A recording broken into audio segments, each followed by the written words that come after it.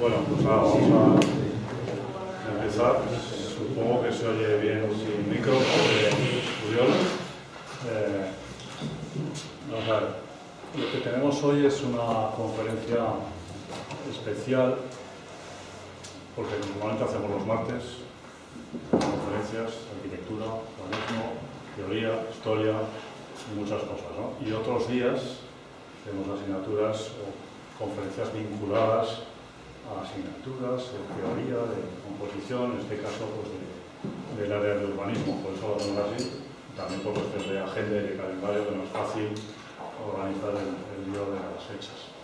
Además de eso, también es una conferencia especial por los temas que se van a tratar, como vamos a ver. Veremos por qué, ¿no? Bueno, en primer lugar quería agradecer a Uriol Nelo, que ha venido aquí, a hacer la asistencia de todos los que habéis venido. Pero bueno, es un placer estar con Uriol y escucharte y conversar contigo después y con todos los asistentes. En realidad, esta conversación, digamos, sobre estos temas que va a comentar Uriol, comenzó hace mucho tiempo. Estamos recordando, nos hace un poco mayores, pero hay alguno por aquí, algún geógrafo también, que recordará nuestra insistencia en los años 90, vamos a decir, en propiciar encuentros entre geógrafos y arquitectos. Para ponernos pesados, decíamos, es que en el mundo occidental, digamos, en Europa, que es más frecuente. Vamos a Francia, vamos a Inglaterra, vamos a Alemania, vamos a Italia, vamos a Portugal, es más frecuente. Había geógrafos en la escuela de Barcelona, había algún geógrafo que luego salió para la arquitectura. Entonces, aquí tenemos una tradición, ahora estaba recordando Uriol, aquí quiero decir en Zaragoza, una tradición geográfica, de geografía urbana, de las más importantes en España, desde los años de la posguerra, 40-50, Casas Torres, etc. No lo conoce muy bien. Y, sin embargo, pues, bueno, ha habido colaboraciones, pero nos parece que es interesante insistir en eso. En esos talleres y encuentros que hacíamos con Solá Morales en el Centro de Cultura Contemporánea, en paralelo hacíamos otras que titulamos así, Perspectivas Geográfico-Urbanísticas. Algunos decían, esto no van los geógrafos por un lado y los otros por otro. Nosotros decíamos sí, pero podemos ir juntos, aunque no revueltos. Es un lema, en fin, en lo popular, el pueblo es muy sabio, pues podemos ir juntos y no revueltos. Podemos reflexionar sobre muchos temas y, en cambio, tener cada uno nuestra propia mirada específica y colaborar. Bueno, simplemente recordar eso, y si queremos solamente hacernos una idea de la extensa trayectoria intelectual y académica, y no solo académica, y profesional, y comprometida, y en instituciones de Uriol Nelo, y podemos ver un resumen en su blog, un blog fantástico, y podemos verlo en internet, y no vamos a detallarlo ahora. Su currículum completo, solamente decir que es un geógrafo especializado en estudios urbanos y territoriales.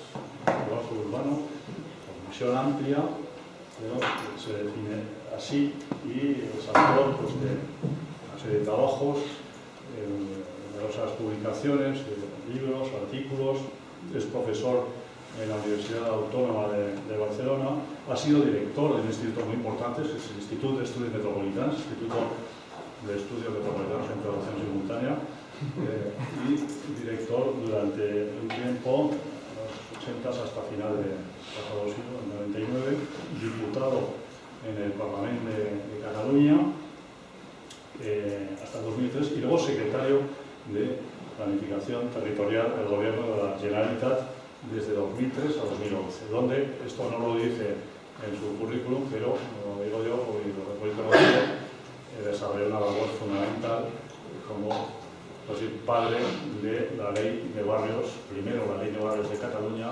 después la Ley de Barrios de Barcelona. Esto es yo creo que hay que insistir, es muy importante porque interesa tener en cuenta para ver el papel decisivo en políticas de regeneración urbana. Bien, solamente en algunas publicaciones. La ciudad de movimiento, crisis social y respuesta ciudadana.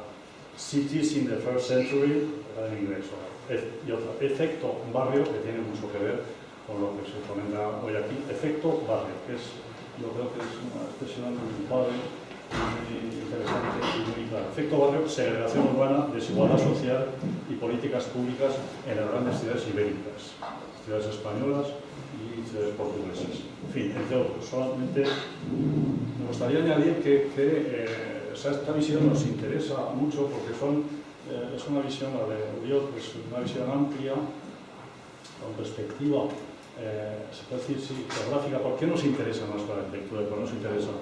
Estamos diciendo que es posible, es interesante y nos dedicamos a eso, hacer un urbanismo para arquitectos y enseñar y trabajar y promover urbanismo para arquitectos, pero con visión amplia. Pues me parece sencillo, podemos hacerlo y por eso tenemos plataformas escuela, fuera de la escuela, unos congresos donde participamos geógrafos y arquitectos desde hace mucho tiempo, tenemos revistas, tenemos una revista donde publican geógrafos y arquitectos, y porque en un tema precisamente como este que se plantea, que son los procesos de segregación residencial y desigualdad social, nos parece que la responsabilidad de los urbanistas es evidente, es muy importante.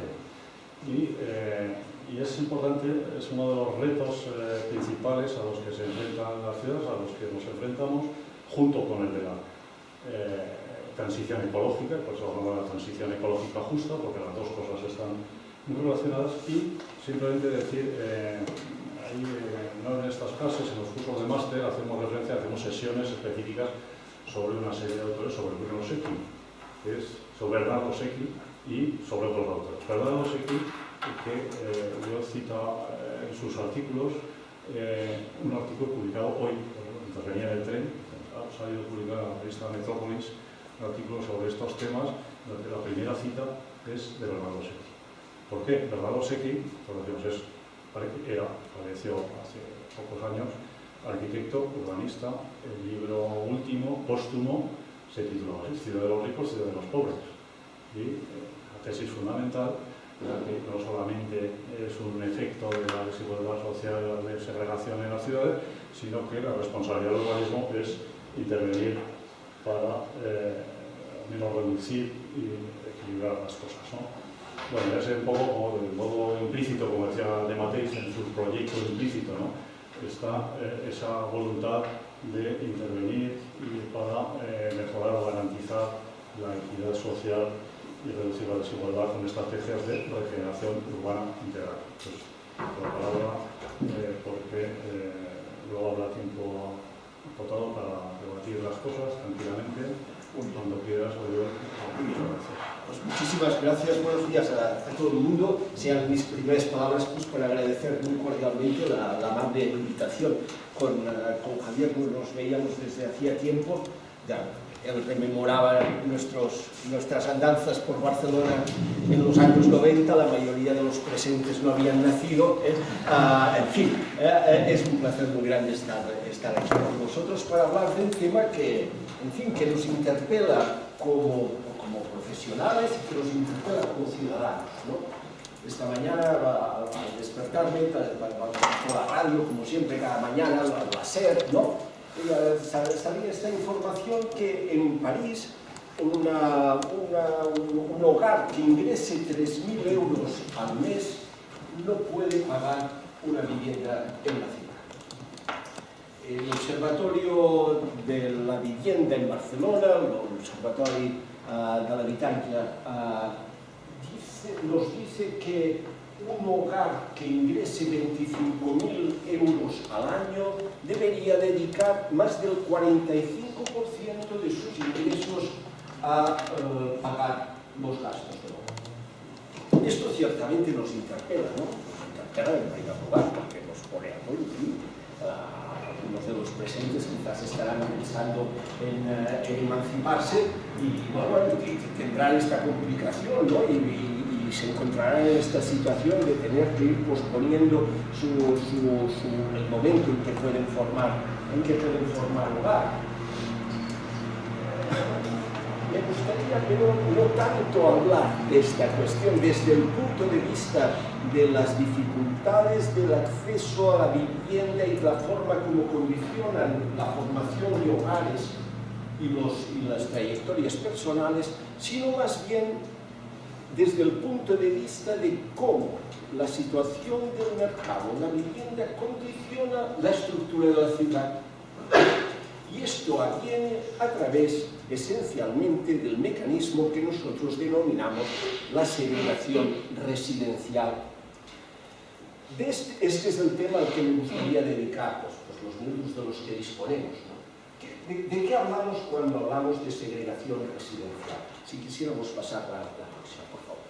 Esencialmente, la segregación residencial es la tendencia, como sabemos bien, de los ciudadanos, de los hogares, de los grupos sociales, a separarse en el espacio urbano, ¿según qué? Según su capacidad de escoger un lugar de residencia. Esta capacidad, como sabemos bien, depende, por una parte, de los precios a los que ahora hacíamos referencia, ¿no? Y por otra, de nuestros ingresos, de los ingresos de los hogares. Claro está, a mayor ingreso, mayor la capacidad de escoger. A menor ingreso, menor esta capacidad. ¿Esto qué comporta? Comporta necesariamente que aquellos que menos tienen tienden a concentrarse allí donde los precios son más bajos. ¿Por qué son más bajos los precios en unos barrios que en otros? Lo sabemos bien, ¿no? Son más bajos porque son de accesibilidad más difícil, hay que poner más tiempo en ir y volver del trabajo, en acceder. 2. Tienen menor dotación de servicios, el espacio público es de peor calidad, se pueden encontrar más contaminados, etc. Uno se concentra. ¿Y los otros? Aquellos que más tienen, ¿qué hacen? Pues también tienden a concentrarse entre ellos. ¿Y por qué diréis? ¿Por qué tendrían que hacer esto?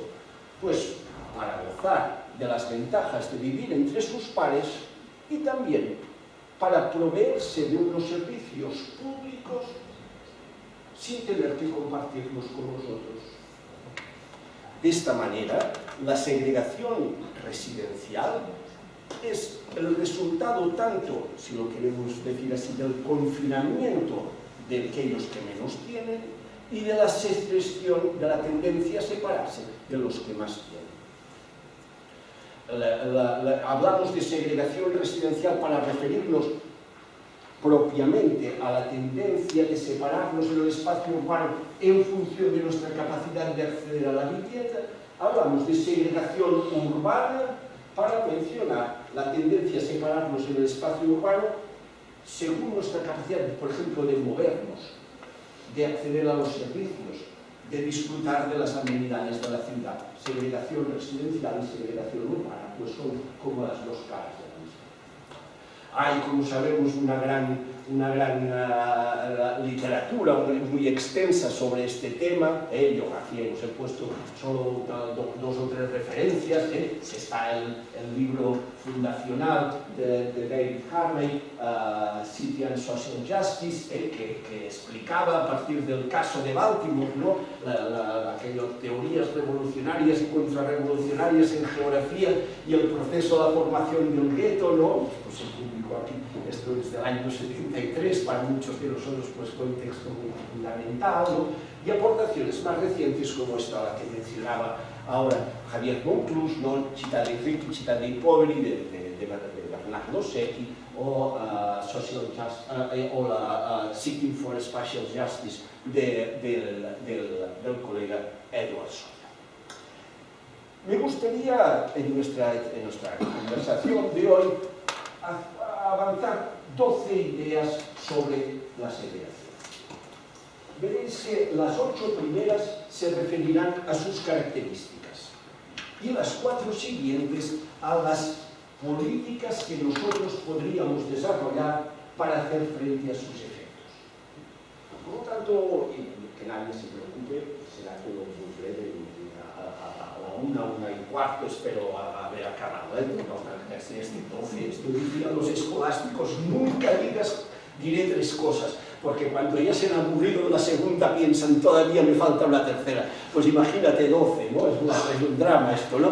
No, iremos muy a prisa, no nos preocupemos. Vamos pues, en primer lugar, para ver cuáles son aquello que podemos denominar los rasgos definitorios, los rasgos característicos de la segregación que hemos definido como esta tendencia de los grupos sociales a separarse sobre el espacio urbano en función de su renta. Vamos a la primera. La primera es que la segregación constituye un rasgo consubstancial a nuestro sistema económico y social. Muy a menudo decimos, es que con la crisis, ¿no? La crisis de 2008, ¿no? Vino a crear la segregación. No. La crisis de 2008 pudo agravar la segregación residencial, pero la segregación es un rasgo, un poco más adelante, por favor, así, es un rasgo que es esencial en nuestro proceso de urbanización contemporánea. Todos los presentes conocéis, quizás los más jóvenes no, la peripecia vital de Federico Engels, ¿no? El compañero Carlos Marx, ¿no? Vástago de una familia de industriales renanos, ya de joven iba por mal camino, ¿no es cierto? Los padres alarmados dicen, este chico va por mal camino, se iba con los de la izquierda hegeliana, vamos a ver si sienta cabeza, lo mandamos a Manchester, que aprenda el oficio, ¿no? de buen empresario textil. Lo mandan allá, 24 años en la criatura, y en vez de hacer lo que tenía que hacer, que era sentar cabeza, se enreda con aquella obrera irlandesa y analfabeta, Rosa Barnes se llamaba, y esta, como si fuera un Virgilio, ¿no? Me lo lleva de la mano y me lo lleva por el infierno del Manchester de 1844, ¿no? Y aquí saldrá que el reportaje formidable de Condition of the English Working Class in 1844, que es uno de los libros fundamentales, fundacionales de nuestra disciplina, de los estudios urbanos, que muestra en el 1844, pues como dice, si uno no se lo propone, puede vivir en Manchester como un señor sin ver jamás aquello que sustenta la actividad económica de la ciudad. ¿Por qué? Porque vivimos perfectamente separados. Los trabajadores en los Little Islands, etcétera, etcétera, y nosotros en otra parte de la ciudad. Cuando Ildefons Cerdà, en 1854, hace la monografía estadística de la clase obrera en Barcelona, previa, ¿no?, a la elaboración de su teoría general de la urbanización, muestra lo mismo para nuestra ciudad, para la ciudad de Barcelona. Y aquella tendencia a la separación, a la segregación, se ha mantenido a lo largo del tiempo, ¿no? Y hemos pasado de esta situación de aquí, ¿no? Que muestra este grabado de Gustavo Doré del Londres del siglo XIX, a esta situación de aquí, que esto es una Rusiña en Río de Janeiro, que son 100.000 personas puestas bajo este muro de basalto extraordinario, ¿no? Con una población cercana a la de la ciudad de Tarragona, para poner un ejemplo, ¿no? Y a pocos centenares de metros de lo que es la barra de Tijuca, una de las partes más afluentes, de Río de Janeiro. La segregación es un rasgo permanente, estructural en nuestro sistema económico, en el proceso de urbanización contemporánea. Segundo rasgo, la segregación es hoy un fenómeno global. Es un fenómeno que afecta todas las ciudades del mundo.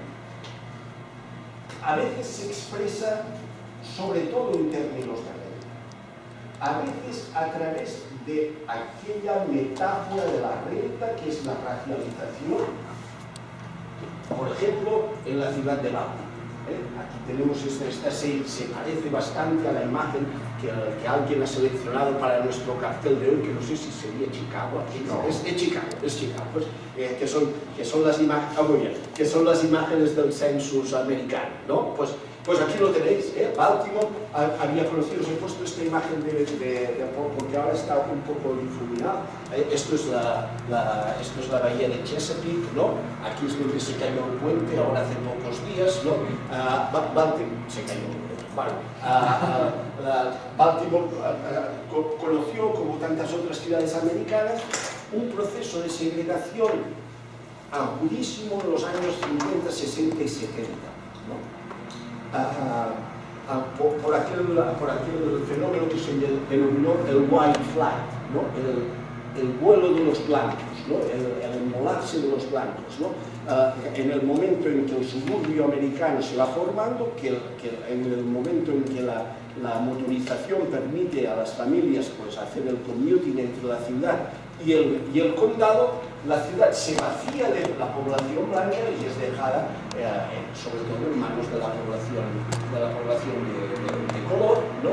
Y aquí la vemos, ¿no? Como en rojo sería la población afroamericana y en azul, ¿no? Aquello que ha quedado todavía en manos de población blanca, Aquí estaría la Johns Hopkins, aquí está Charles Street, St. Paul Street, etcétera, etcétera. Y aquí esto ha sido el intento de gentrificación en el Inner Harbor. La separación clarísima, ¿no?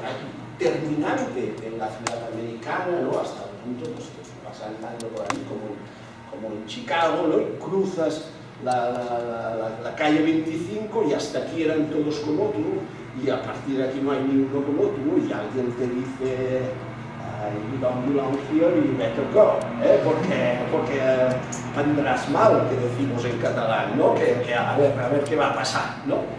Ahora, adelante, por favor. Hay una publicación reciente de este grupo que dirige Tit Tamaru, que es un profesor de Estonia, y que hacen estas visiones globales sobre la segregación, sobre los procesos de segregación, y que muestran en 23 metrópolis del mundo los procesos de segregación. Mucho más modestamente nosotros hemos tratado de hacer lo mismo en una serie de publicaciones que después comentaremos. Hay un aspecto importante, interesante, que es que la segregación, como decía, no solo es global, no solo es estructural, sino que, como decíamos al principio, afecta tanto a los que más tienen como a los que menos tienen. Y esto es perfectamente perceptible, sobre todo en aquellos momentos de crisis económica. Aquí hay por ejemplo, la evolución de las secciones censales con valores de renta extremos, o muy alta o muy baja, en el periodo del fin de la burbuja inmobiliaria y el inicio de la caída, 2001-2012. Esto sería región metropolitana de Barcelona, 3.500 secciones censales aproximadamente. Veis que teníamos, ¿no? En 2001, 166 secciones censales con unos niveles medios de renta equivalentes al 10% más bajo de la renta. Al final de la crisis, estas secciones que eran el 5% han pasado a ser el 10%. ¿Qué quiere decir? Que la población que menos tiene, ¿no? se los tiende a concentrar. ¿Se tiende a concentrar dónde? Aquello que decíamos, donde pueden pagar. Y claro, a mayor crisis, menor capacidad de pagar, mayor concentración. Pero lo que es interesante aquí particularmente es que al mismo tiempo que viene esto, se produce la concentración de aquellos que más tienen, que pasan de 58 a 262 secciones censales. De hecho, la secesión de los ricos en términos relativos es más rápida, más aguda que la concentración de los pobres. Y el resultado es este que tenéis aquí. Hemos pasado a tener en 2012 una población en barrios vulnerables de 440.000 personas y en barrios acomodados de 360.000. Es como si tuviéramos en la región metropolitana de Barcelona, que son 5 millones, ¿no?, que tendría una Málaga muy pobre y un Bilbao muy rico, discontinuo sobre el espacio, ¿no? Cuando Sergi publicó su libro, ¿no?, Chitán y rico, Chitán y pobre, algunos me dicen, Bernardo, ya ha salido un poco mariquero, ¿no?, porque cuando ves esto, forse non aveva tutti i torti, que dicen los italianos, ¿no? Por lo tanto, fenómeno estructural, fenómeno global, con tendencia a su crecimiento. Tercer elemento, la segregación, y esta es una novedad respecto a las tendencias que hemos comentado hasta ahora, ha saltado de escala. ¿Por qué? Porque el proceso de expansión de la ciudad, el hecho de que se han alargado las áreas urbanas, se ha dispersado la urbanización sobre el territorio, se ha integrado el espacio, hace que hoy el mercado de la vivienda se haya también integrado sobre áreas más vastas. ¿Esto qué comporta? Comporta que la segregación ha saltado de escala. Y es hoy no un fenómeno local, sino un fenómeno esencialmente metropolitano. Antes hablábamos de Sardá, ¿no? Sardá, pues, cuando hace la monografía, explica todavía, ¿no?, cómo la segregación en muchos espacios de Barcelona es todavía aquella segregación vertical, en el interior del mismo edificio, ¿no? El principal, los que vivimos en casas viejas en Barcelona, ¿no?, subimos en escalones de mármol hasta el principal, ¿no?, de granito hasta el tercero y de ladrillo hasta el quinto, ¿no? Somos más felices que los más duros que vimos arriba, pero es igual, ¿eh? Pero mostraba, ¿no?, la estratificación. Esto, actualmente, se puede, a medida que la ciudad se fue expandiendo, pues la segregación se hizo horizontal y en este momento es metropolitana. Aquí os he traído una serie de imágenes que hemos elaborado a partir de la estadística experimental del Instituto Nacional de Estadística, este Atlas de la Renta de los Hogares de España, que está disponible con datos de renta, ¿no? Y, por ejemplo, esto es Madrid, ¿no? Y aquí lo tenemos, esto sería el municipio de Madrid, aquí esto es la almendra central, ¿no? En verde las rentas altas, en los colores rojos y más calientes las rentas bajas, ¿no? Y veis perfectamente, ¿no?, cómo el ámbito metropolitano de Madrid es como si estuviera cortado a cuchillo, ¿no? Esto sería el corredor de Lenares, ¿no? Aquí esto es Alcalá, ¿no? Y tú vas bajando por aquí, ¿no?, y vas para Cálvaro, Canilleja, San Blas, y para aquí abajo, ¿no?, los Carabancheles, Usera, Leganés, Getafe, etcétera, etcétera, Patapamba, aquí cortado. Y para arriba, en cambio, ¿no?, las partes más afluentes de la ciudad, y estos viejos núcleos de resistencia, pues de Tetuán y Chamartín, etcétera, etcétera, que están en este momento precisamente, y no por casualidad, ¿no?, en proceso de transformación. Podemos ver, lo haremos muy rápido, esto sería Barcelona, en Barcelona aquí tenemos también la concentración de la desigualdad sobre dos ejes muy claros, ¿no?, el eje de la carretera de Collblanc aquí, el eje del Besós por aquí, con la subida del Ripoll, no me extiendo. Esto es Valencia. Valencia tiene una cosa curiosa, que es que concentra todavía en el interior del municipio una buena diversidad, a pesar de que ya veis, ¿no?, esto es el Cabanyal y estos son los poblats del sur, ¿no?, pero el centro aguanta muy bien en Valencia, que es una cosa peculiar adelante, y esta es la arquetípica, la clásica, ¿no? Hoy no podemos hablar de esto porque están con la gabarra por allí, ¿no? pero así, la margen izquierda, el margen derecho de Bilbao, ¿no? Los barataldos, los tal, y la margen derecha, los guechos, los altos de Minguía, etcétera, etcétera, con esta asimetría de nuevo casi como cortada a cuchillo, ¿no? Este aquí, la segregación, que había sido un fenómeno local, ha pasado a ser un fenómeno metropolitano. Y esto, como veremos, tiene implicaciones muy severas cuando tratamos de diseñar y de aplicar políticas de rehabilitación, políticas de intervención para hacer frente a la segregación.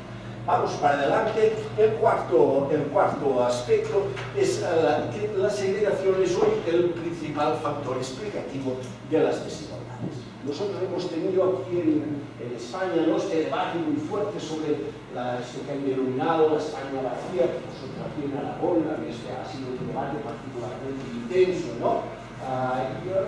En este debate se han confrontado, ¿no?, las condiciones de vida en los espacios que habían sido tradicionalmente rurales con los espacios que han sido tradicionalmente urbanos.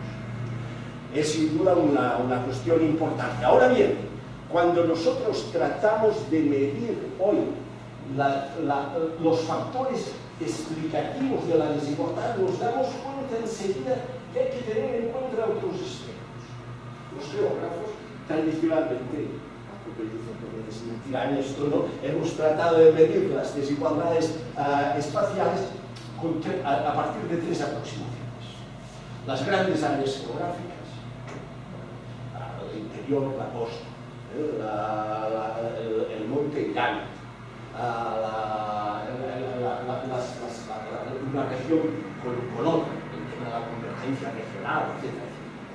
Dos, lo hemos hecho por tamaños de población. Se vive mejor en la ciudad que en el pueblo pequeño o viceversa, etcétera, etcétera. Y lo hemos hecho también tratando de clasificar el territorio según el eje urbano-rural. Estos son con la dificultad que hoy tiene la clasificación. Cuando hacemos hoy esto, nos damos cuenta de aquí, ¿no?, hemos hecho un ejercicio, ¿no?, que es tratar de hacerlo para Cataluña. Estos serían las grandes unidades, estos serían tamaños de población, estos serían los municipios urbanos y rurales, y aquí lo hemos hecho en términos de renta, en términos de segregación residencial, de la forma como los grupos se concentran sobre el espacio en función de su capacidad de pagar la vivienda. ¿Y qué vemos cuando hacemos esto? Vamos adelante, una más, por favor. No entraré ahora con los datos. Vemos que el factor que hoy explica más y mejor la desigualdad no es tanto la oposición entre grandes áreas geográficas, no es el contraste entre ciudad y campo, no es tanto el tamaño del municipio como la vulnerabilidad urbana asociada a la segregación residencial. Y aquí tenemos, ¿no?, los que acceden a educación superior, que es un proxy de la renta, ¿no?, muy a menudo, ¿no? Pues si tú tomas en el ámbito metropolitano, de la población de más de 24 años que accede a titulación superior, pues el 30%. Si tomas, ¿qué te diré?, el Alto Pirineo es el 25%, hombre, hay una diferencia, ¿no?, hay una diferencia. Y si miras lo que ocurre entre los que viven en Barcelona, 39%, y los que viven en localidades de menos de 5.000 habitantes, pues 21%, pues casi es la mitad, en términos porcentuales. Menos explicativos esto del rural urbano, porque esto sería en las áreas densas el 30%, en las áreas menos densas el 20%. Ahora, ¿qué ocurre cuando lo miramos en términos de segregación residencial? Pues que el salto no es de 30 a 25, no es de 20 a 38, es de 15 a 52. Entre aquellos que viven en las áreas más acomodadas y aquellos que viven en las áreas más vulnerables. Hoy la segregación residencial es el principal elemento explicativo de las desigualdades. Y esto tiene una gran cantidad de corolarios desde el punto de vista del conocimiento, pero también desde el punto de vista político.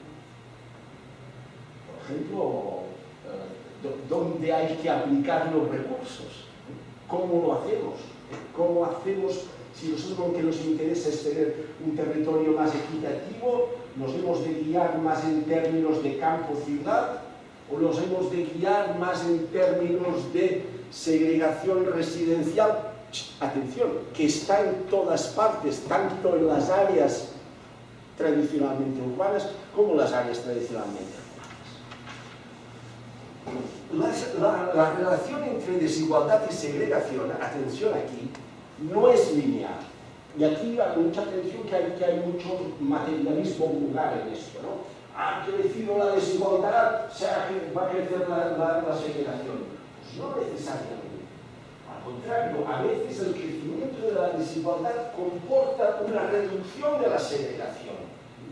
Yo os he puesto aquí el ejemplo, esto es Santiago de Chile, ya lo habéis reconocido enseguida, ¿no? La gran metrópolis de Santiago, donde tenemos en azul esta concentración de las clases altas, en rojo esta parte, esto es aquello que llaman el cono del bienestar, ¿no? La Providencia, Las Condes, Vitacura, la Reina, etcétera, etcétera. Esto es el Mapocho que baja para aquí, aquí tendríamos la cordillera, para allá tendríamos como Valparaíso, ¿no?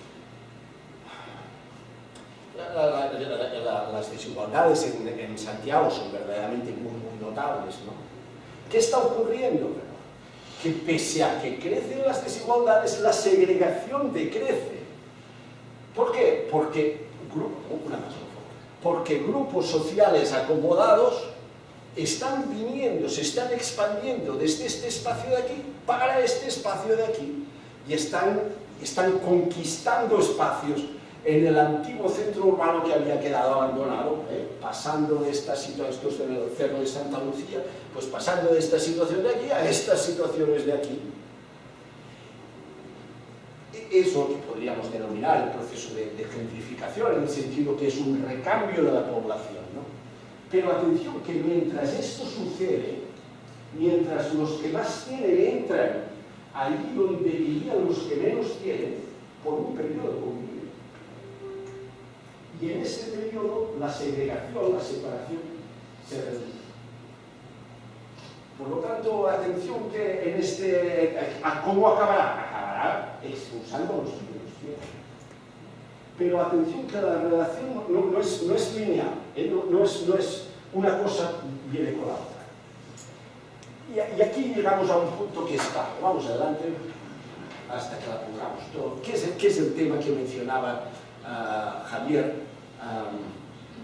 ¿Qué es el tema del efecto?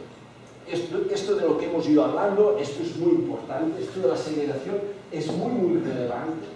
¿Qué efectos tiene? Y aquí hemos de decir que la literatura no es pacífica, sino que hay como dos visiones contrastadas entre aquellos que más bien dicen que la segregación es solo el reflejo de la desigualdad y aquellos que dicen que la segregación es ciertamente el reflejo, pero también es un factor determinante para el mantenimiento y la reproducción de la desigualdad. Son dos escuelas que aquí os he puesto contrapuestas en estos dos señores. Este es Paul Cheshire, ¿no? Colega nuestro, alumno de Peter Hall, y este de aquí es Edward Sawyer.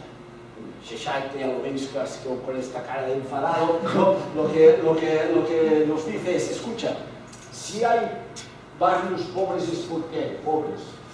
Y por lo tanto, si lo que a nosotros nos preocupa es la reducción, la equidad de la ciudad, lo que tenéis que hacer es reducir la pobreza, no intervenir en los barrios donde viven los pobres. ¿Por qué? Porque el hecho de que haya barrios pobres no es más que el reflejo de la desigualdad, de la desigual distribución de la renta. Y además, si intervenís allá, lo que vais a hacer es privarles de la válvula de escape que tienen para vivir en la ciudad. Es funcional que haya barrios pobres en la ciudad. Es bueno que haya la Pintana en Santiago, donde puedan ir a vivir los pobres. ¿quiénes sois vosotros urbanistas para decirle a la gente dónde ha de vivir? Hay restaurantes con la carta 50 euros y hay restaurantes, ya hay bares de comidas, ¿no? Casas de comidas por 10 euros. ¿Nos importa que coman juntos? ¿Por qué les importa hacer comer juntos? ¿Por qué queréis privar a los ricos, expropiar a los ricos del derecho que con su propiedad tienen de vivir separados de vosotros? Si pueden comer separados, ¿por qué no han de vivir? ¿Por qué el espacio urbano ha de ser distinto de aquello de cómo funciona el resto de la sociedad? Esta sería una próxima. La otra, que es esta de Edward Sawyer, que es californiano, es más así, más sonriente, simpático, digamos, pues esto venía a decir, no, mira, más en la línea de Bernardo Secchi, ¿no? Pobre no es solo quien tiene unos bajos ingresos, sino aquel que vive en un entorno que le priva del acceso a los servicios básicos, que le dificulta el acceso, que le hace más difícil su vida de cada día, que le añade horas en el commuting diario, que le lleva a usar unos servicios de peor calidad. Y este es el tema del neighborhood effect, del efecto barrio, un gran debate que seguramente muchos de vosotros conocéis, habréis visto, ¿no? Yo he traído aquí solo un ejemplo de cómo esto se expresa y veréis que es un ejemplo que más bien vendría a darle la razón a Sawyer y a quitarle algo de razón a Cheshire, ¿no? Esto es el mapa de la renta en la ciudad de Barcelona, la distribución de la renta por distritos, en colores más oscuros las rentas más altas, en colores más claros las rentas más bajas. Esto es el Sarrià, Sant Gervasi, les Corts, y esto es Nou Barris, y es San Martí, San Andreu, etc. ¿no? Aquí el Besós, aquí l'Hospitalet. Y esto es el reflejo de aquello que denominaríamos mal llamado fracaso escolar. Es decir, aquellos alumnos que al acabar esta edad media este periodo oscuro de la formación de las criaturas que va desde los 12 a los 18, que le llaman la ESO, ¿no? Pues no obtienen el diploma, sino solamente un certificado. ¿Qué porcentaje es esto? Pues en Sarrià Sant Gervasi es un 5%, uno de cada 20. En las Corts es uno de cada 20. En Ciutat Vella es el 22%, es más de uno de cada 5. En Nou Barris es el 20%, uno de cada 5. Estos son criaturas, no han tenido tiempo, digamos, de acumular desigualdad, la traen de origen, ¿no? Uno diría, no vamos ahora a cerrar un debate que es muy complicado, ¿no? Pero uno diría, hombre, parece, ¿no?, que el efecto barrio algo hay, ¿eh? Y entonces, y este efecto se acrecienta, voy a ir un poco más deprisa porque me estoy demasiado, vamos adelante, por favor. Adelante. Disculpad que he puesto demasiadas animaciones, esto, adelante. Sí, sigue hasta que te diga basta. Aquí otra. No, uva para atrás. Bueno, los efectos de la segregación, claro, se hacen más graves, se acrecientan en situaciones de crisis.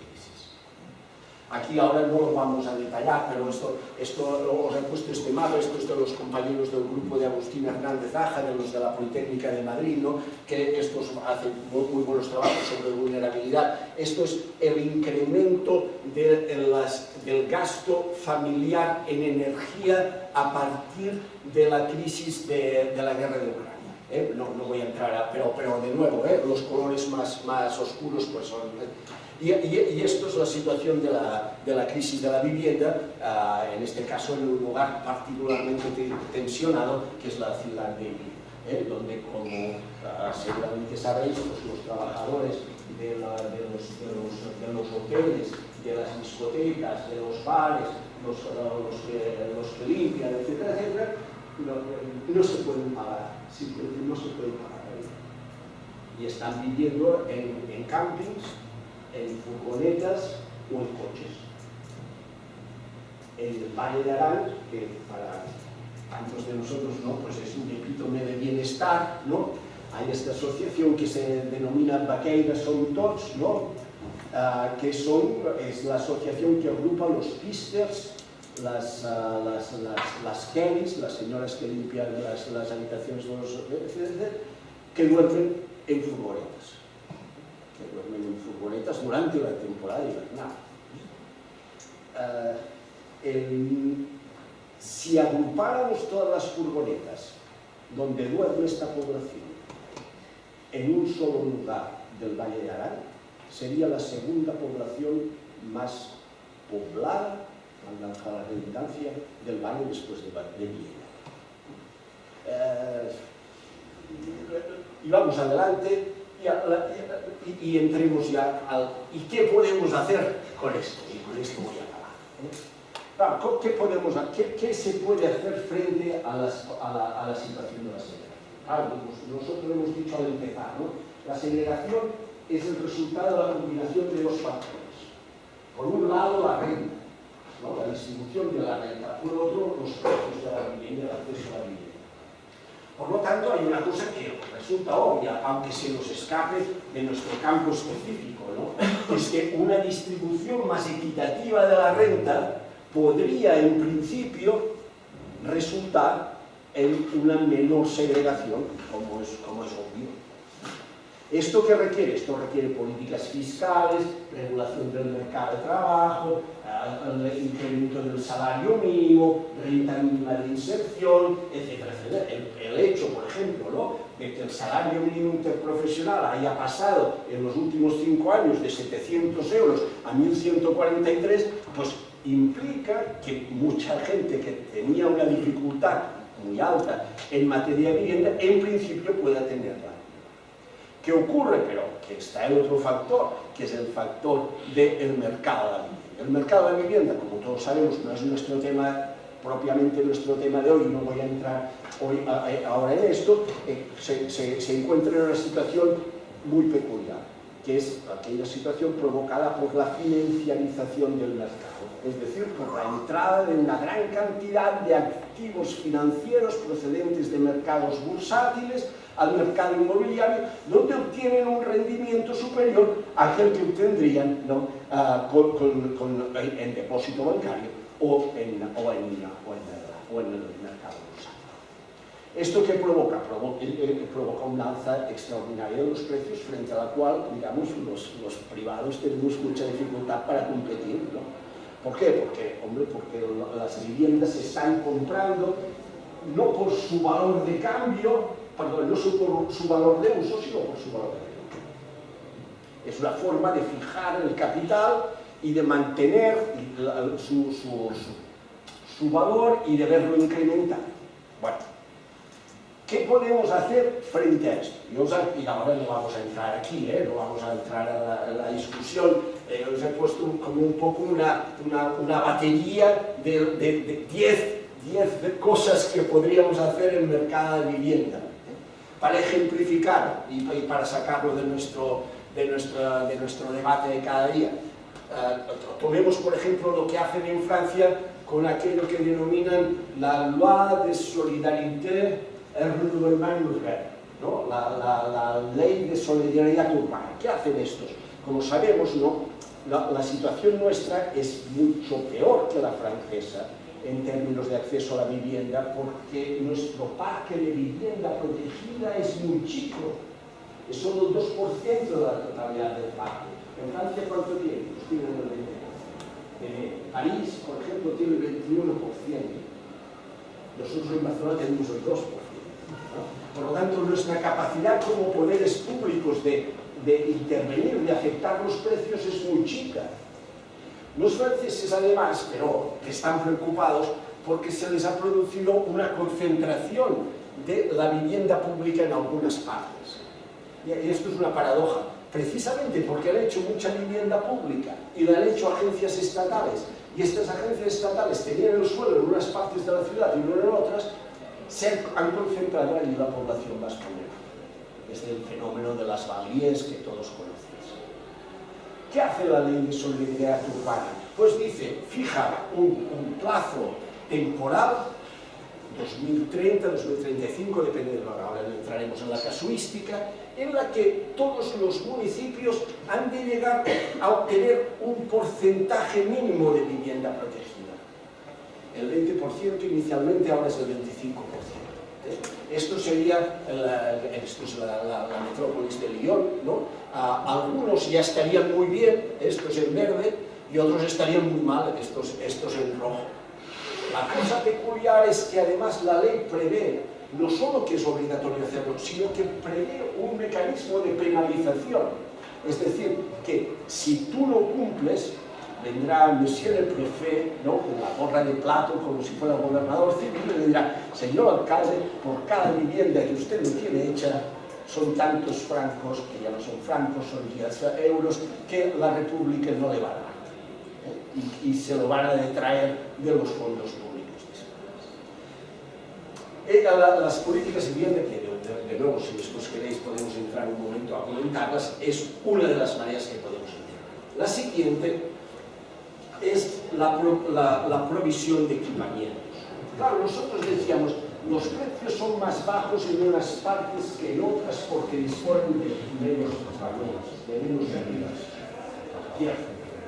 Pero esto no solo afecta a los precios, también afecta a la calidad de vida de las personas. Una manera que nosotros podríamos no solo afectar las causas de la segregación, sino intervenir directamente sobre las condiciones de vida de la población más vulnerable, sería dotando de más y mejores equipamientos los barrios más vulnerables. Vamos adelante, vamos adelante. Quizás alguno de vosotros conoce, sin duda, la obra de Eric Klinenberg, ¿no? Klinenberg, que es este autor de los Estados Unidos, ¿no?, explica cómo, a su entender, los equipamientos vienen a ser palaces for the people, los palacios del pueblo, en el sentido de que son espacios comunes que proveen servicio y que constituyen, de hecho, un activo principal en la vida de las personas. En el sentido aquel que decíamos de Secchi, ¿no? El pobre es aquel que tiene unos ingresos bajos, pero es también aquel que no tiene un salario social en forma de que es aquello que le provee la ciudad. Klinenberg lo ejemplifica en las bibliotecas, ¿no? Y de hecho, cuando ves alguna biblioteca, esta es por ejemplo la biblioteca conocidísima de todos vosotros, ¿no?, de Pepe Llinás, en la Plaza del Centre de Barcelona, pues dices, Palace for the people, ¿no? Sí, sí, la biblioteca esta nueva, la Gabriel García Márquez en San Martín, es un desastre porque no se puede trabajar allá porque hay tantas visitas de arquitectos japoneses que han tenido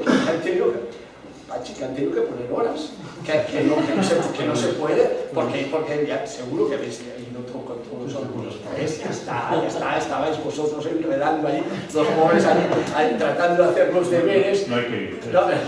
Bueno, ¿qué ocurre? Pero que cuando, y esto hemos hecho este estudio, ¿no?, tratando de ver cuál es la relación entre la distribución de los equipamientos y la renta, o la vulnerabilidad, si lo queréis llamar así, ¿no?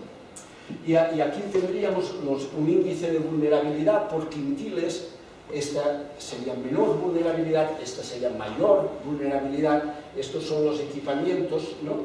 Y veis cómo en materia de equipamientos, desgraciadamente, la dotación de los barrios sigue a la renta y no la contradice.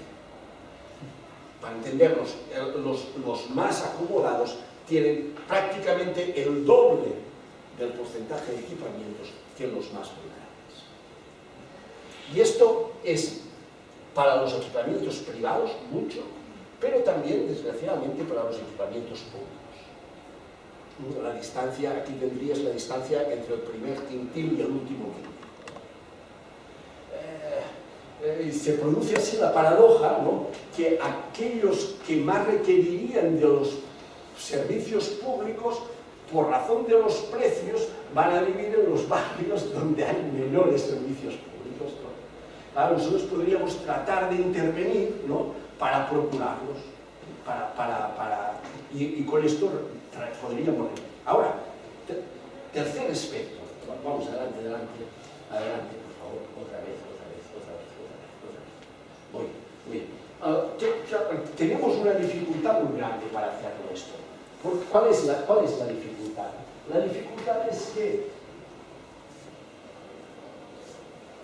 la combinación entre tres cosas, a ver si lo explico bien: la metropolitanización, el salto de escala de la segregación y la fragmentación administrativa de las áreas urbanas hace que a mayor segregación, a mayor concentración de población vulnerable, menores los recursos de los que disponen los municipios donde la población vulnerable va a vivir. Bien, si puedes tirar dos para detrás, por favor.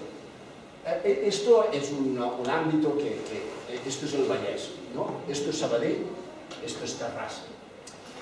Sabadell, como veis, tiene la distribución clásica de la renta propia del siglo XIX, de los 3 primeros cuartos del XX.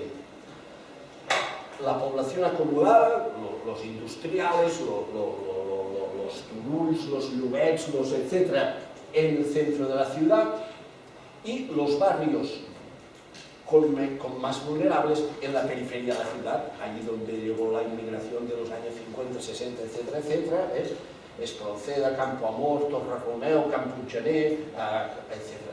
Terrassa, lo mismo, aquí tendríamos el centro, y estos son los barrios de la Riera de las Arenas, ¿no?, aquellos que bajaron todos cuando hubo la riada del año 62, que murieron 3.000 personas. La cosa interesante de este mapa, pero, es darnos cuenta que alrededor de estas ciudades, que son ciudades muy grandes, de 250.000 habitantes, todo este espacio de aquí, el espacio del Vallès Occidental, tiene casi la población de Zaragoza, ¿no? Pues vemos como en su entorno hay unos municipios de renta muy altas. Matadepera respecte a Terrassa, Ullastrell respecte a Terrassa, Castellà, Sant Quirze del Vallès. ¿Qué son esto? Son los barrios ricos, los nuevos barrios ricos de la ciudad que en el proceso de dispersión urbana se han creado. Esto comporta, esto comporta que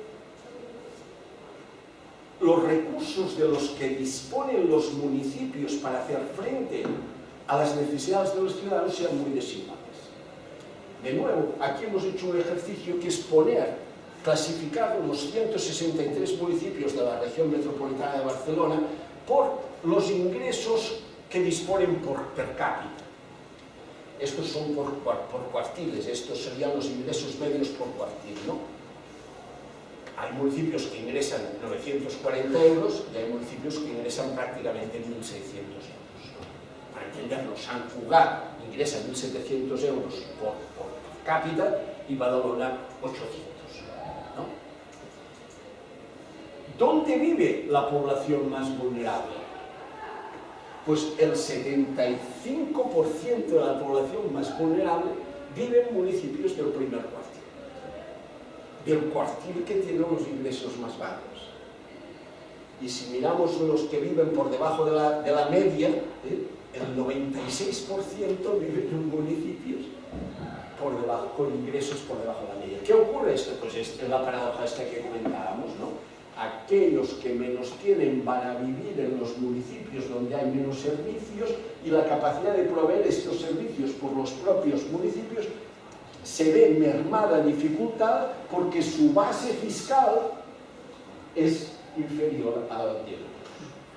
Y es una gran ventaja también para los que viven en Matadepera, porque en Matadepera se pagan su IBI, y se proveen entre ellos de unos servicios que no tienen que compartir con nadie y que son de mucha mayor calidad que los que puede ofrecer una ciudad como Tarrasa o peor todavía, un municipio como Badía del Vallès, donde se ha concentrado toda la población.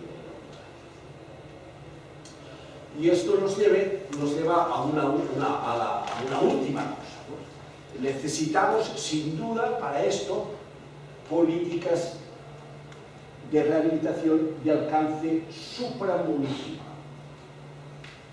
Es decir, necesitamos crear, ¿no?, un mecanismo, antes se refería Javier, ¿no?, a la ley de barrios que tratamos de desarrollar en Cataluña, que consiste esencialmente en ¿qué? Poner recursos que sean de todos, ¿no?, en este caso de recursos de la Generalitat, 100 millones de euros al año, ¿no?, llamar a los ayuntamientos, señor alcalde, usted tiene un barrio en esta situación, muy bien, vamos a ver si podemos intervenir allá, si podemos, yo lo selecciono, yo le ayudo, 50% usted, 50% yo, y vamos a intervenir allá.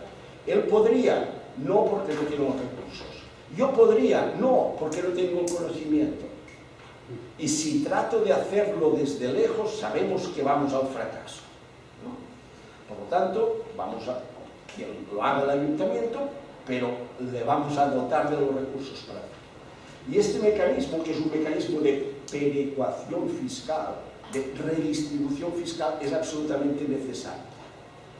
Después podríamos hablar de las características que han de tener estas políticas, que han de ser transversales, que han de contar con la participación de los vecinos, que han de ser evaluables, etc.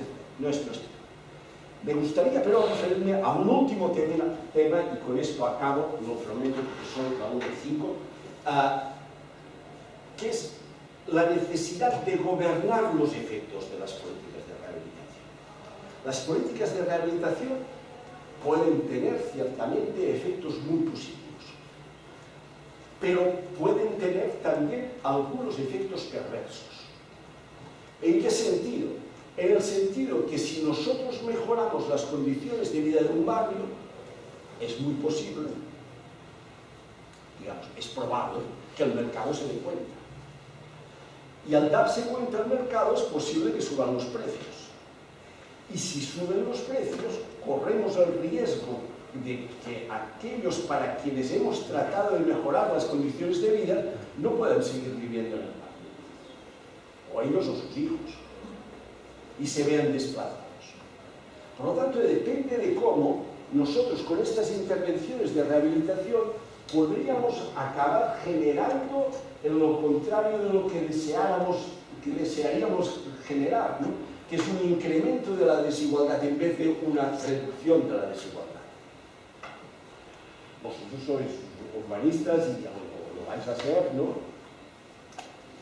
Y mis sombreros, ¿no? Pero este razonamiento nos lleva a la, como decir, a la imposibilidad de hacer nada, ¿no? Porque si cada mejora que haces se va a reflejar en los precios y al reflejarse en los precios corres el riesgo de que tenga efectos negativos, por este camino pues no haremos cloacas, ¿no? Porque también se refleja esto en el precio, tener un buen sistema de saneamiento, ¿no? Peor, y como vecinos, ¿no? Como vecinos vamos a no reclamar nada. No fuera que nos pusieran la parada del tranvía, ¿no? Porque esto nos da mayor accesibilidad. No fuera que consiguiéramos una escuela de calidad, no fuera que consiguiéramos un buen equipamiento o un parque, ¿no? Green gentrification, como lo denominan los yanquis, ¿no? Claro, esto es una vía que es obviamente esto es ridículo, ¿no? No podemos dejar que la ciudad se encuentre en malas condiciones por el temor de los efectos negativos que puede tener su mejora. ¿Qué hay que hacer? Pues claro, lo que hay que hacer es gobernar las transformaciones urbanas. Es decir, acompasar la política de rehabilitación con la política de vida. Y este ha sido uno de los grandes problemas que hemos tenido aquí. Es que nuestras políticas de rehabilitación, que en ocasiones han sido muy importantes desde el retorno a la democracia, no se han acompañado a las políticas. Aquí ya acabemos con una más, por favor. Y para esto es de grandísima importancia contar con la intervención de los vecinos. las políticas de rehabilitación no pueden tener los vecinos solo como los destinatarios. Sin embargo, no se mejora solo con una actuación top-down. Requiere del protagonismo de los vecinos. En este plan de barrios de Barcelona, por ejemplo, hemos tratado de hacer aquello que hemos denominado la coproducción de políticas. Dejadme poner un ejemplo y con esto acabar. Esto es una estructura ocupada, esto es en la Rambla de Prim, en el distrito de San Martín. Aquí había un grupo de mujeres muy aguerridas, 7 mujeres, que con lo que les daban en los supermercados y unos dineros del Pare Manel, aquel capellán, etcétera, etcétera, servían 425 almuerzos al día, para gente que no podía. En unas condiciones que no vamos a detallar, muy difíciles. ¿Qué ha hecho el plan de barrios? Pues el plan de barrios, en vez de decir, ahora venimos nosotros, ya lo hará el ayuntamiento, quítate tú para ponerme yo, digamos, ¿no? Lo que ha hecho es decir, pues vosotros lo estáis haciendo, vamos a ayudaros. Hemos tomado pues una escuela de formación profesional que está allí al lado y hemos puesto a los chicos a hacer prácticas en el menjador Gregal, etcétera, etcétera, y esto le denominamos coproducción de políticas. ¿Es esto fácil? No es nada fácil. No es nada fácil administrativamente, los que tenéis experiencia, imagínate el secretario de ayuntamiento cuando le dices hemos de contratar a estas señoras, bueno, estas señoras ¿qué NIF tienen? ¿Qué concurso vamos a hacer para hacer? Ya se ve que esto es un lío. Y también ocurre otra cosa que muy a menudo, cuando tratas de hacer esto, al otro lado de la mesa hay una cierta debilidad en la organización.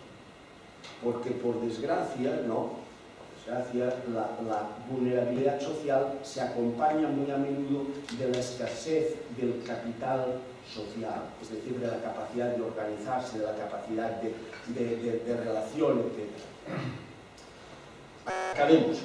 Y os he puesto aquí el resumen de estas 12 ideas que me habría gustado, no sé hasta qué punto la habré conseguido de transmitiros, ¿no? Esta idea estas ideas sobre la segregación urbana, estructural, global, metropolitano, explicativo de las desigualdades espaciales, con una relación no lineal con la desigualdad,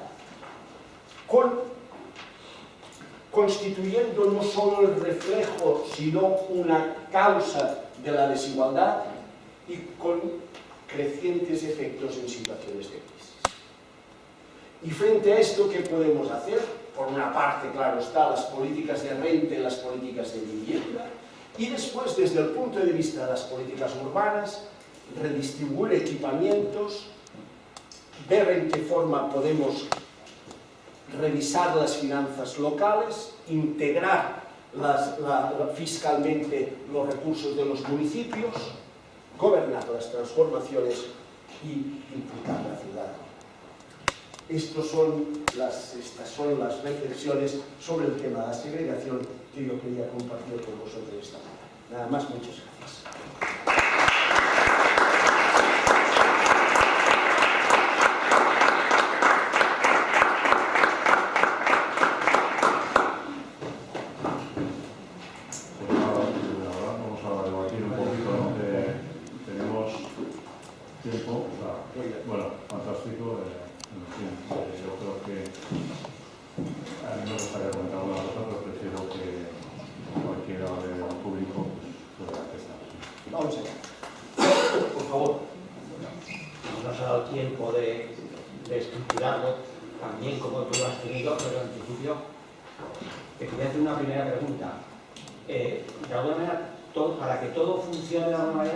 La política de vivienda es la más importante, porque si dejas esa pata, todo lo demás se cae.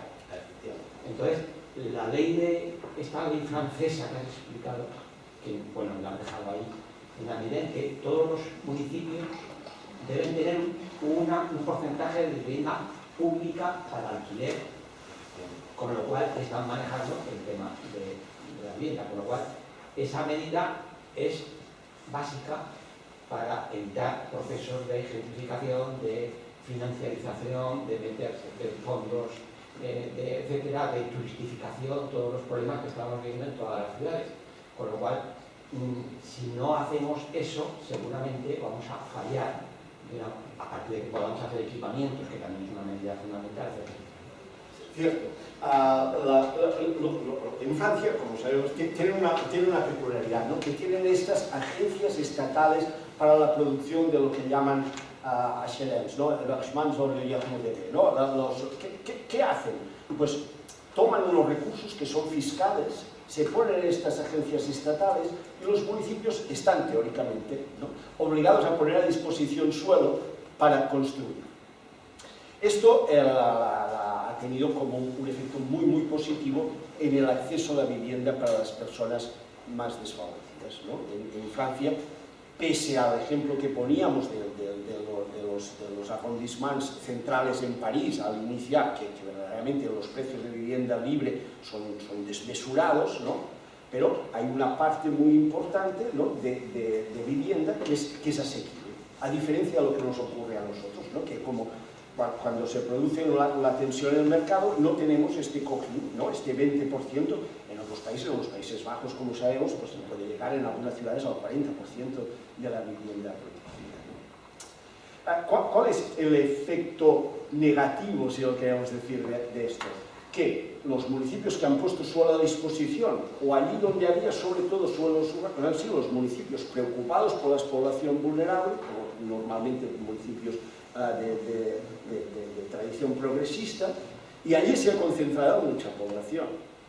De tal manera que cuando miramos hoy los índices de segregación, ¿no?, hay esta obra muy interesante de Morin, ¿no?, Le Ghetto Français, ¿no?, el gueto francés, vemos que nosotros replicamos el método de Morin exactamente para Barcelona, y vemos como sus índices de segregación son mucho mayores que los nuestros. Y tú dices, pero ¿cómo puede ser si estos aseguran mejor el acceso a la vivienda que nosotros? Sí, lo aseguran, pero con esta mala fortuna, si lo queremos decir así, ¿no?, de concentrarlo en algunas partes. La ley de solidarité rurale normale, que fue aprobada en aquel periodo que estaba aquí el ministro Jean-Pierre Chevènement, etc., lo que trataba es de compensar este efecto. Nosotros aquí hemos tratado de ir por otro camino. Como los recursos para hacer vivienda han sido tradicionalmente escasos y nos hemos apoyado casi siempre en el mercado, lo que hemos tratado de hacer, como sabéis bien, es ir por el mecanismo de las reservas obligatorias en vivienda protegida. Esto, por desgracia, no funciona. Esto, ¿sabemos cómo funciona? Los alumnos de la sala, ¿sabemos cómo funciona esto? Aquí, ¿no? Aquí el compañero es el señor alcalde. Y aquí la compañera es una promotora que tiene es la afortunada propietaria de una hectárea de suelo, ¿no? Y el planeamiento le permite 10.000 metros de techo, ¿no? El señor alcalde le aprueba el plan y le dice, muy bien, por tus 10.000 metros de techo tú me has de hacer las cesiones clásicas, ¿no? Zona verde, la vialidad, los equipamientos, los servicios técnicos. Vamos, esto ya lo sabes, lo has de urbanizar y lo has de dar, y para él va. Muy bien.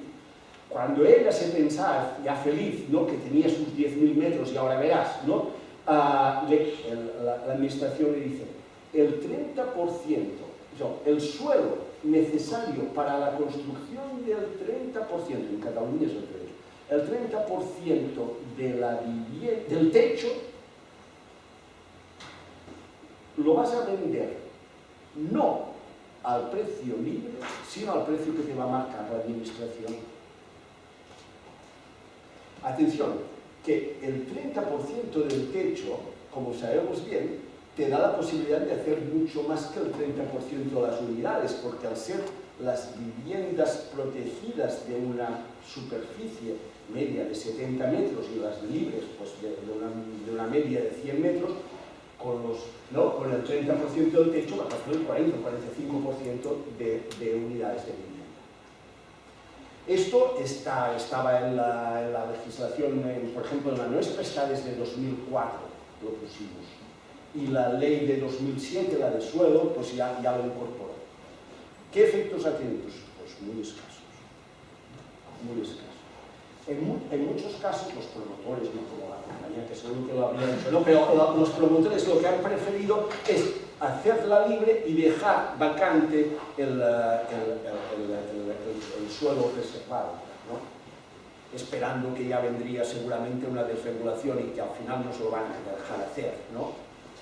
En otros casos, en fin, ahora no entraremos en las technicalidades, lo han permutado por el 10% del aprovechamiento medio, etc. Ahora sí.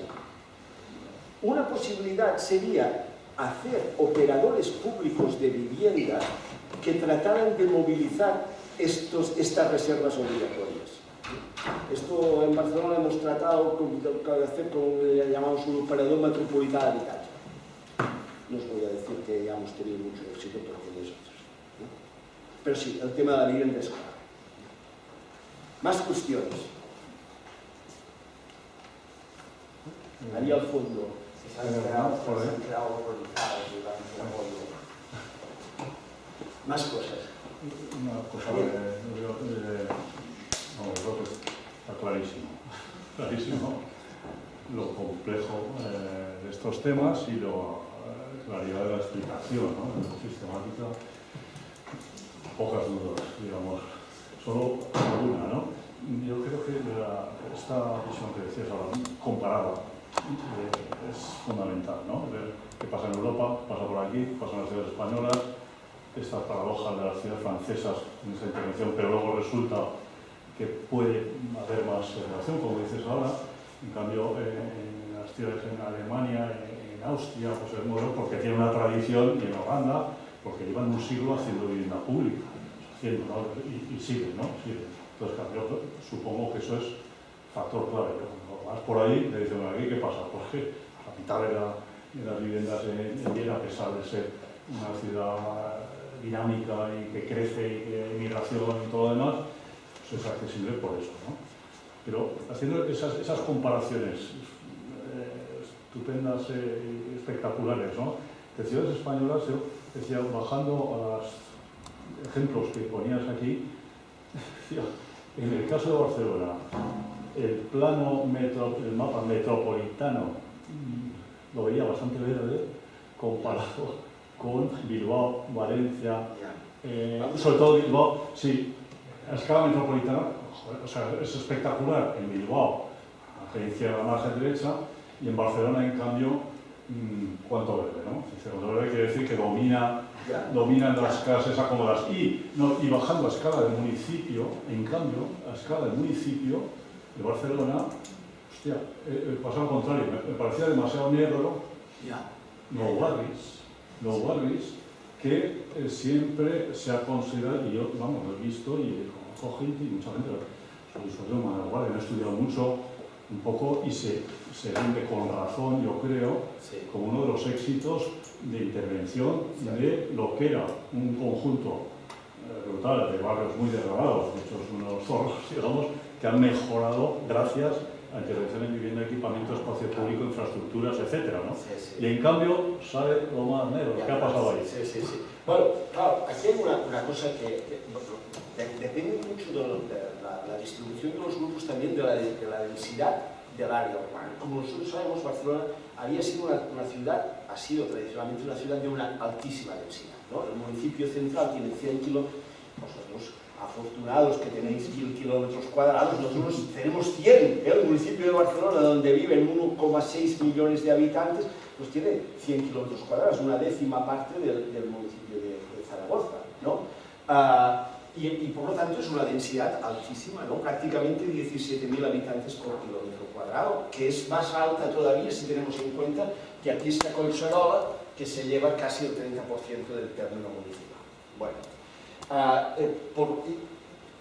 la dispersión urbana, que Javier fue uno de los pioneros en estudiar en nuestro ámbito metropolitano, es un fenómeno relativamente reciente y ha afectado sobre todo a sectores medios altos.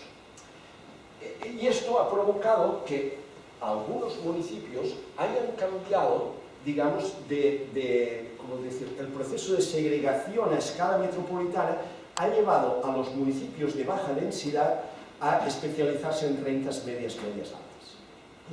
Aquí tendríamos los Sant Just Desvern, los Sant Cugats, los Matadaperas, los Castellars, los Sant Quirze, o estos municipios de aquí, de arriba del Maresme, ¿no? Esto induce al engaño. ¿Por qué? Porque, claro, tenemos mucha superficie ocupada por grupos relativamente minoritarios, ¿no?, a baja densidad. Y en cambio, los grupos sociales con situación de mayor vulnerabilidad viven, claro, más concentrados.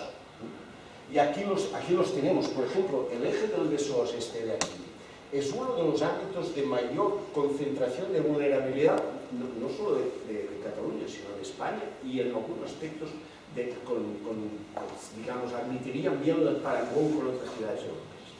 Esto, por ejemplo, si entramos por aquí, esto es el Estret de Montcada, ¿no? Y pues encuentras como una retahíla, ¿no?, del barrio de la Ribera, Can Sant Joan, Can Cuyàs, la ciutat meridiana, Trinitat Nova, Trinitat Vella, Roquetes, Baró de Viver, Bon Pastor, etcétera, etcétera, ¿no? Y a los dos y este de aquí, el eje de Collblanc, es otro que tal, Collblanc, la Torrassa, la Florida. La Florida tiene apenas 1 kilómetro cuadrado, vive 1,4 kilómetros cuadrados, viven 70.000 personas. Hay un fenómeno que es particular, ¿no?, que es que en el caso de Cataluña, en particular del área metropolitana de Barcelona, la inmigración extranjera ha sido particularmente intensa en los últimos años. La ciudad de Barcelona tenía 1,5 millones de habitantes al año 96. Este 1,5 millones de habitantes había llegado a tener 1.750.000. Esto fue el año 75. Bajó a 1,5 millones. Ahora ha vuelto a subir a 1,600.000. Vale. El año 75 prácticamente no había población nacida en el extranjero. En el 96 seguía prácticamente sin haber. ¿Cuál es la situación ahora?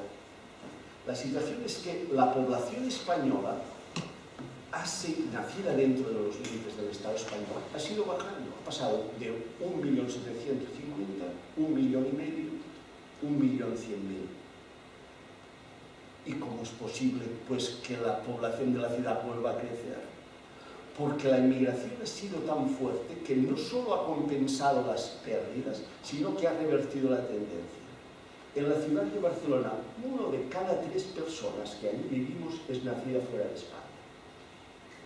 El 32% de los barceloneses son población nacida fuera de España. Y esta población, como es lógico, como es obvio, digamos, en una parte muy elevada, tiene muy escasos recursos. Y se han venido a concentrar en estos barrios más vulnerables, con la problemática asociada además a las diversidades de orígenes, etc. Se cuenta en Barcelona, digamos que viven personas de 176 nacionalidades diversas, ¿no?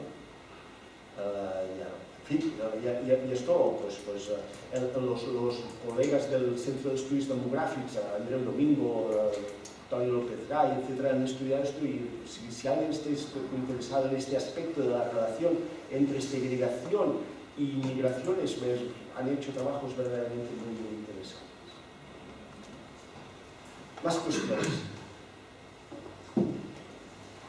Vamos, un segundo hasta el final. Un segundo hasta el final. Sí, por favor. Sí. Adelante. Nos habla un poco sobre un poco extremo en el sentido de, ya has hablado de clases altas o de gente con alto poder adquisitivo y al contrario, gente de bajo poder adquisitivo y con bajo nivel económico. Yo quería saber un poco cómo es la relación de la clase baja y de la clase alta con la clase media, o cómo la clase media toma papel en la segregación urbana que has comentado. Muy bien, muy bien. La clase media sí, digamos, los sectores, los estratos intermedios de la población conocen en este momento, como en toda Europa, de hecho, una pérdida no de poder adquisitivo, pero sí ven cómo su posición en el conjunto de la sociedad va a bajar.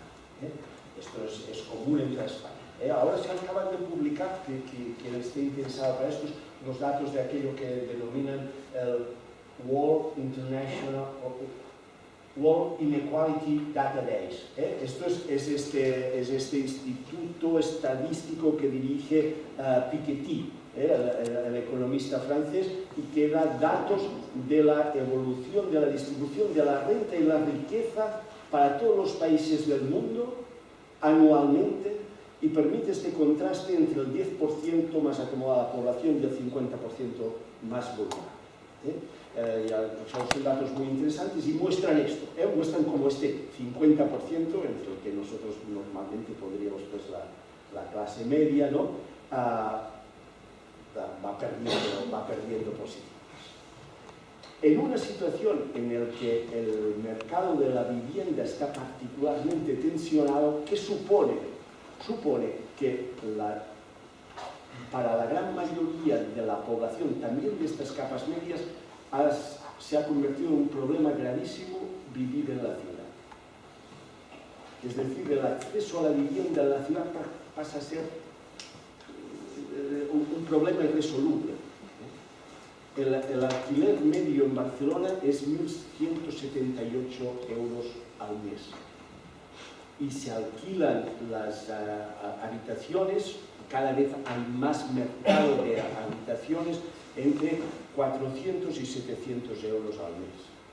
Los estudiantes, por ejemplo, que vienen a estudiar con nosotros, ¿no? Vienen, por ejemplo, de América Latina, pero también de otros lugares de España, se encuentran en situaciones, digamos, infames, ¿no? Viviendo dos en una habitación, en un cuchitril, etc. Esto se agrava por el hecho de que el mercado de la vivienda de compra, ¿no?, que había sido tradicional y dominante, va dando lugar cada vez a una mayor presencia de alquiler. Como no se puede comprar porque no se dan hipotecas y porque los tipos están como están, pues los jóvenes van cada vez más al mercado de alquiler. El 70% de los jóvenes, cuando se emancipan, van directamente al alquiler. Y esto pone una nueva presión sobre. ¿Qué ocurre? Pues que en este momento una parte muy fundamental de esta población media de aquí está saliendo de la ciudad. ¿Les va muy bien fuera de la ciudad? Pues no, tampoco, ¿no? Porque también el esfuerzo económico que se requiere para acceder a la vivienda en el resto del ámbito metropolitano es muy alto. Y además hay que añadirle el coste de la movilidad del transporte. Es una situación verdaderamente compleja, que por desgracia no es una peculiaridad barcelonesa. Esto mismo vemos en Madrid, esto mismo vemos en Bilbao, esto mismo vemos en San Sebastián, en menor medida en Valencia. No voy a decir nada de Zaragoza porque vosotros lo conocéis y yo. Pero sí es una situación verdaderamente... Lo que ocurre con estas capas medias es que tienen mayor capacidad de organizarse. Por ejemplo, se ha dado este movimiento interesante que es el sindicato de llogateras, ¿no? El sindicato de inquilinas. Esto tiene antecedentes en un sindicato anarquista de los años 30 que pertenecía a la Confederación Nacional del Trabajo, que nuestro compañero Ollón estudió este tema, ¿no? Que lo que hicieron fue tratar de unificar los intereses de las personas que vivían en el alquiler para hacer frente a los requerimientos de la propiedad. Aquí se han tratado de crear un sindicato de inquilinas, que lo llaman, ¿no? Y lo que hacen es asesorar a las personas que viven en alquiler, pero ahora están empezando a hacer una cosa muy curiosa, que es sindicar a los inquilinos en relación a bloques enteros, es decir, sindican a todos los inquilinos de un edificio y a todos los inquilinos de un mismo propietario. Es decir, por ejemplo, todos los que estáis en Blackstone, pues os indicáis juntos. Claro, esto se acerca bastante a una situación de sindicación de sector, de convenio, ¿no? Porque claro, no es lo mismo para el señor de Blackstone tener un conflicto con un inquilino que se le planten 100 inquilinos, ¿no? No es lo mismo que para las entidades bancarias, ¿eh? No es lo mismo para el BBVA o para quien sea, es decir, oye, que tienes aquí. Claro, es todavía una cosa incipiente, que no llegan todavía a 4.000 afiliados, ¿no?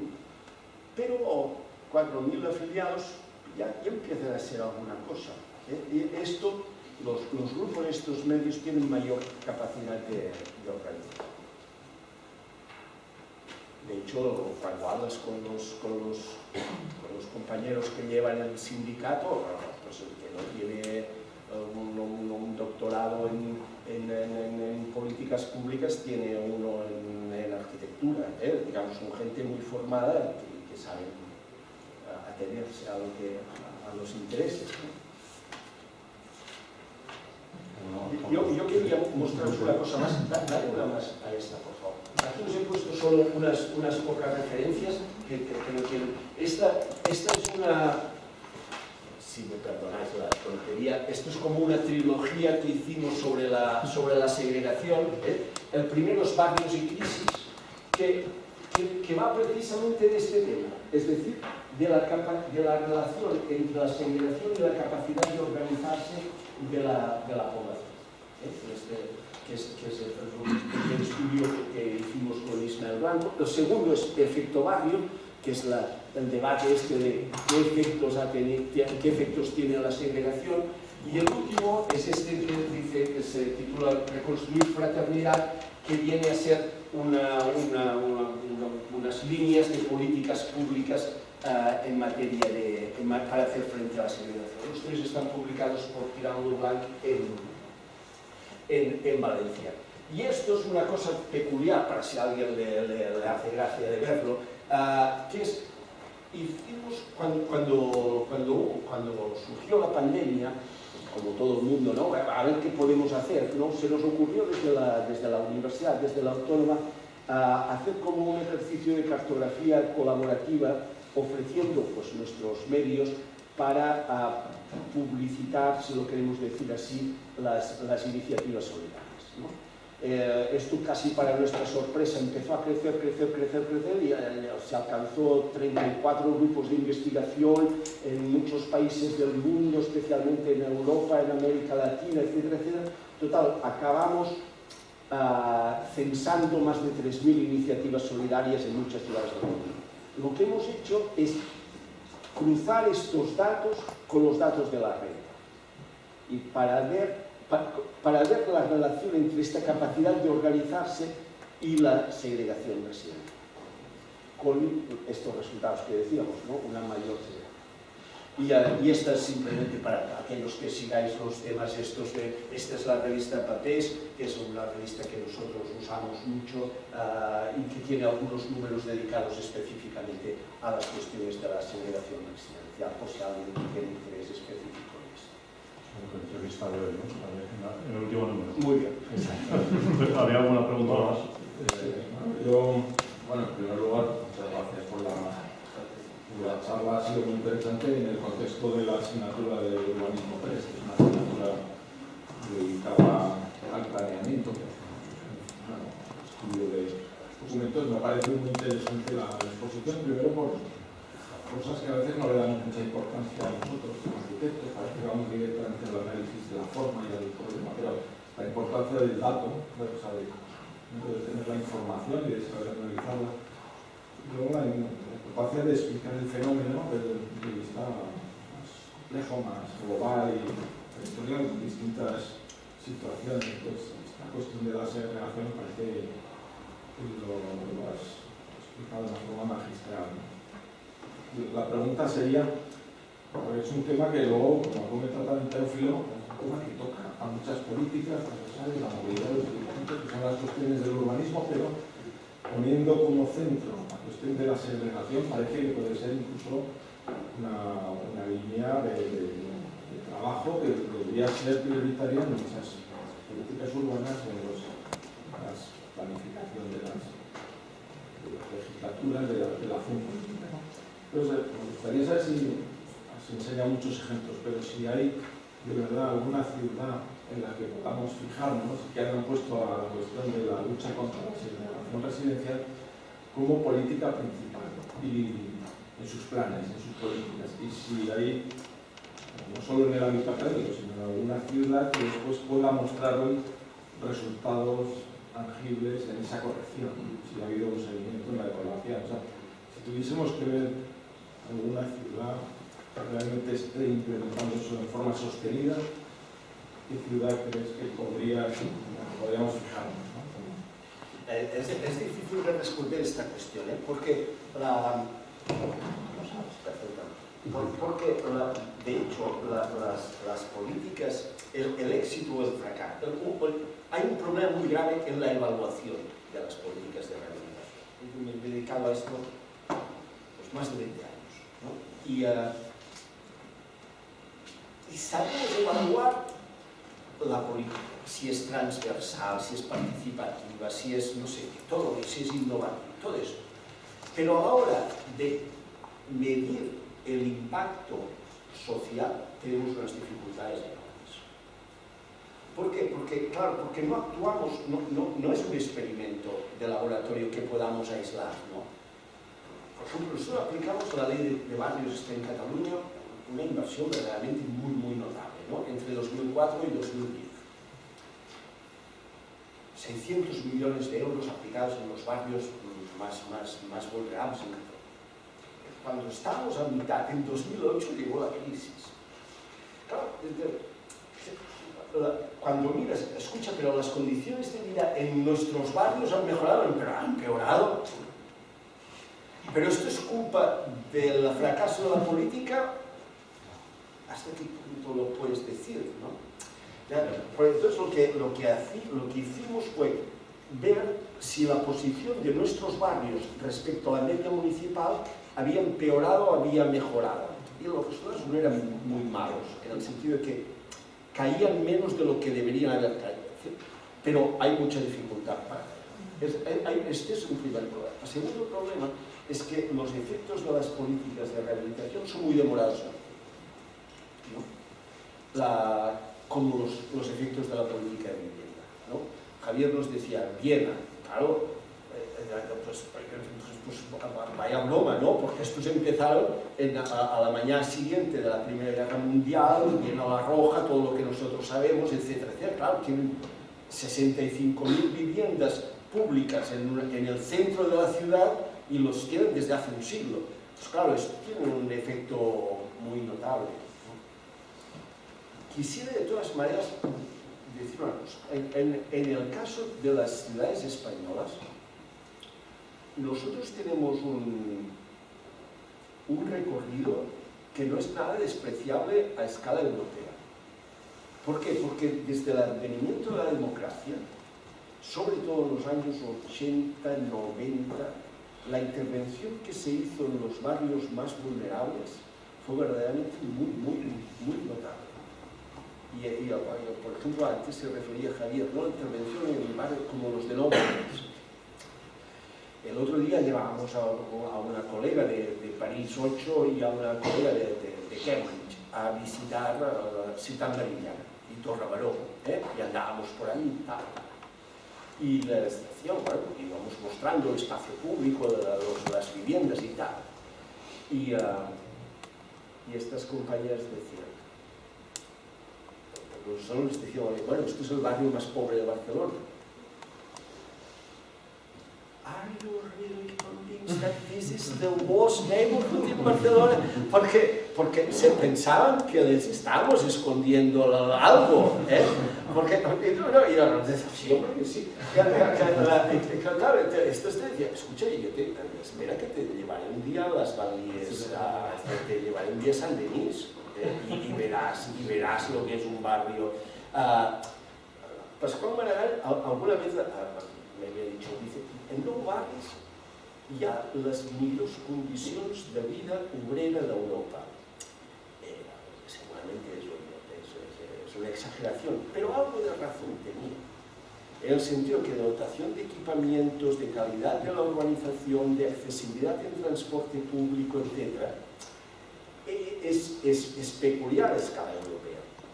Desde este punto de vista, por ejemplo, está muy mal poner nosotros de ejemplo, ¿no? Pero yo diría que algunas ciudades españolas tienen ejemplos de rehabilitación urbana muy interesantes y tienen una gravísima debilidad, que es el no haber sido acompañadas de las políticas de vivienda de igual importancia. Lo que se ha hecho en Bilbao, por ejemplo, es extraordinario. Te vas a Ocharcoaga, ¿no? Allí arriba, subido allí en aquel polígono que no se tendría que haber construido nunca jamás, ¿no? Y ves la calidad de urbanización y es que te quedas impresionado, ¿no? ¿Qué pasará con aquello? ¿Qué pasará cuando esta generación se acabe, ¿no? Había una pregunta también atrás. Por favor. Yo te quería preguntar, porque sí que se ha hablado sobre todo, pues como que la principal solución a esta segregación sería lo que es la mezcla entre los diferentes grupos económicos, medios, o sea, más bajo, medio, alto. Pero también dentro de estos grupos económicos también como que aparecen más grupos culturales, grupos sociales, por así decirlo. Y como que, a ver, voy a intentar explicarme. Igual, y si esto, o sea, ¿qué sucedería si estos grupos, no a nivel económico, sino a nivel cultural, preferirían, no el hecho de no querer, preferirían juntarse con ellos mismos y no con los demás? Claro. Entonces, ante ese problema... Es un tema importantísimo y muy debatido. Es el tema del social mix, como le llaman, ¿no? ¿Deben las políticas públicas promover la mixtura social? Este es un tema... Por ejemplo, en Dinamarca tiene una política muy agresiva al respecto. Si no llegas a un determinado porcentaje de los barrios de vivienda protegida y vivienda cooperativa, corren el riesgo de conocer demoliciones para construir otras viviendas. En Francia hay la intervención en barrios, los contrats de ville, que los denominan, tienen como objetivo explícito la mezcla. Esto tiene una tradición. Por ejemplo, la idea de que había que dispersar a los pobres es una cosa que viene, como sabemos, pues, del siglo XIX, con una connotación muy clasista, para evitar la concentración de lo que se denominaba las clases peligrosas socialmente, allí en los focos de delincuencia, ¿no? De hecho, es una tradición que se ha continuado, ¿no? A ver cómo podríamos repartir a los pobres. Es una paradoja que nunca nadie ha hablado de repartir a los ricos, ¿no? Yo nunca escuché una política, vamos a distribuir los ricos por la ciudad, ¿no? Hay unas poblaciones que parece que nosotros, urbanistas o nosotros políticos, tuviéramos la potestad de mover, ¿no? Y otros que se mueven, hay unos que se mueven como reinas, ¿no? Y otros que los movemos como peones, ¿no? En mi percepción, ya pues esto es una opinión personal, es que la mezcla debería producirse más bien por igualación de la capacidad de escoger de las personas y no por imposición de la administración. Para esto, por ejemplo, serían muy buenas las políticas de vivienda protegida, estas que prevén la reserva de vivienda protegida en todos los nuevos sectores, porque permitirían que quien quiera acceder a la vivienda protegida lo pueda hacer no solo en aquellos barrios que están menos dotados, sino también en otros. ¿Esto qué importancia tiene? Hay una escuela, la de Paul Sheshai, por ejemplo, dice esto es un desastre, porque expone a los pobres a un efecto de demostración con los ricos que incrementa más bien el resentimiento, llevan a no es positivo. Tienen que compartir los servicios y el comercio con aquellos que pueden pagar más, los precios ahí son más altos, no les va a ir bien. Hay otra escuela, en cambio, que dice, escucha, esto sería positivo. Por ejemplo, para la escuela de los hijos.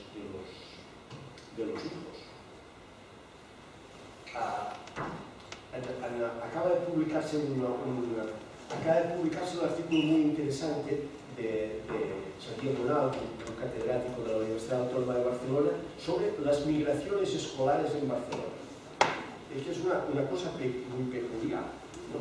En los barrios más vulnerables sobran plazas de escuela pública y en los barrios más acomodados la escuela concertada no da abasto.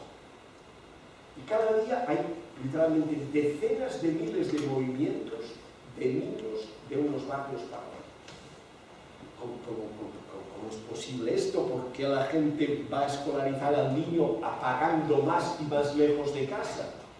Pues para hacer frente a aquel efecto que yo os mostraba del fracaso escolar.